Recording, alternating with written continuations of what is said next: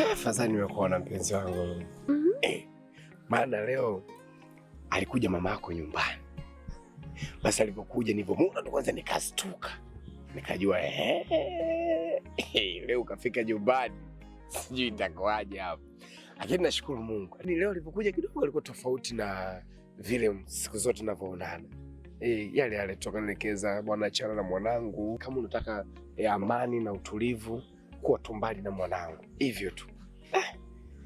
Ila tofauti kidogo na anapokujaga. Basi vizuri. Ila unajua nini? Inawezekana labda anabadilika.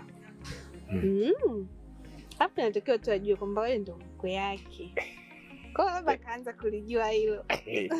Basi sio nikwambie kitu gani Lulu. Siku ambayo mama atakayetoa tu ile dhahabu sasa kwa karibu tuna Lulu.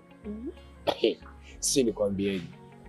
Nakwambia hivi, nitakuwa na fulana naweka matangazo kote. Tamuita hata mtu hajatangaza. Amlipa kabisa. Aje sio kabisa. Adamu, sasa yuko na Lulu. Kolo kijiji kizima hiki ndafurahi. Kama naona. Ase. Ila Adamu. Nenda. Nenda kwa jamaa wangu. Nenda mara moja sasa hivi hapa ndani. Mbona na basikeli? Sasa basikeli sitagia niwahi kufika jamani. Haipo nafika kwa sababu namdai, bora sija kaondoka. Sasa tu narudi sasa hivi. Mbona kama unaenda kumbeba mtu wewe? Hello bwana, amna.